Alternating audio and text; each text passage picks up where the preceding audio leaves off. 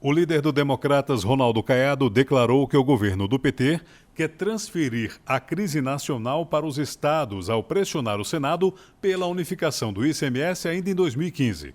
O senador questionou o representante do Ministério da Fazenda sobre a insistência na aprovação da matéria em meio ao caos político e econômico vivido no Brasil este ano. Só em Goiás, a medida ameaça 400 mil empregos. Esse é o ponto que precisa ficar bem claro nessa reunião. Nenhuma dificuldade da nossa parte em aceitarmos mudanças de regras ou de normas, desde que nos garantam também condições mínimas. A primeira pergunta que fala a Vossa Excelência, a Vossa Senhoria, doutor Marcelo, é o seguinte. A senadora disse ser advogada, eu sou médico, eu sou cirurgião. Normalmente a gente espera o melhor momento para operar o paciente. A não ser no caso de urgência urgentíssima, a gente opera o paciente de qualquer maneira. Mas eu pergunto, por que o Brasil já esteve em melhores condições e por que realmente não teve esse esforço do governo em buscar essa mudança da unificação do ICMS na hora que a economia brasileira estava voando o céu de brigadeiro, com boas perspectivas, com a boa sinalização, o BNDES usando e abusando de crédito para tudo quanto é empresa, o governo incentivando o gasto. Por que nesta hora, que o governo estava aí com todas as condições, não foi capaz de poder chamar os estados e sinalizar naquela hora uma saída e uma mudança com condições realmente de resguardar os estados? Então, a pergunta que eu faço objetivamente, por que o ministro, tá certo? Especificamente o ministro Joaquim Levy, por que ele está obcecado com essa ideia? O negócio dele é o ICMS, o resto não existe. Ele só fala isso. Ontem, na reunião de líderes, ele só falou ICMS. Outra pauta não existe para ele. Ele está obcecado no ICMS. Mas, ministro, eu não posso entender uma coisa dessa. Vocês deixaram de... Agora, na hora mais crítica, a situação dos estados já está todo caminhando igual o Rio Grande do Sul está. Nós ainda vamos criar esse clima ainda que é nacional para o estado, porque no momento, Vossa Senhoria colocou o seguinte, olha, nós vamos aprovar essa resolução, mas essa resolução ela não terá consequência imediata. Por que nós vamos praticar gesto inútil? Se esse gesto não produz consequência, por que eu vou produzir gesto inútil? Então, eu vou submeter um paciente a um exame que não é necessário.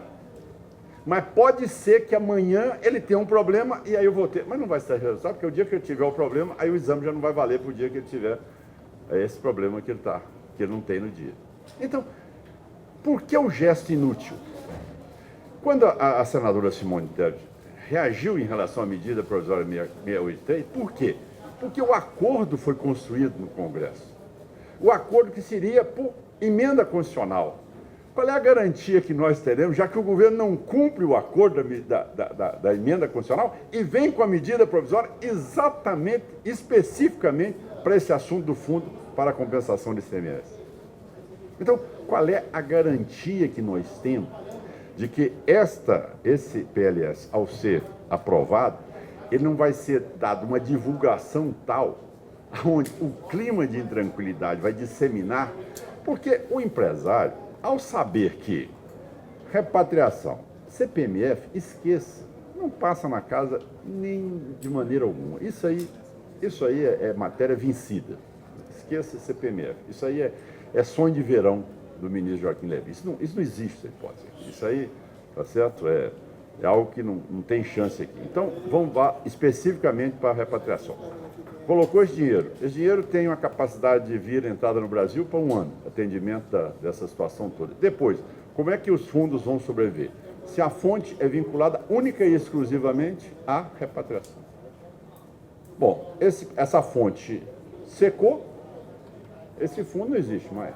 Então, não tem nada mais consequente para que os estados possam. Então, e objetivamente, são essas as posições. Por que escolher o pior momento da economia brasileira para mudar e levar a crise nacional para os estados? Primeira pergunta. Segundo lugar, se é um gesto inútil, Por que a insistência do ministro em exigi-la? Terceiro lugar, se o acordo do governo federal é em uma emenda constitucional, por que ele descumpre o acordo e manda uma medida provisória em relação a esses fundos? E terceiro lugar, e quarto lugar, é o quanto vocês vão atingir o psicológico dos empresários. O empresário vai tentar buscar uma alternativa. Ele não vai ficar esperando amanhã aquilo que ele sabe, que ele vai para a unificação, não vai ter a compensação, não vai ter o incentivo, ele vai mudar o seu jeito. Ele não vai quebrar porque o governo está sendo esperto e ele não tem capacidade de analisar mercado. Então, quando eu falo numa situação como essa, Tomarcelo, eu falo em 400 mil empregos no meu estado de Goiás.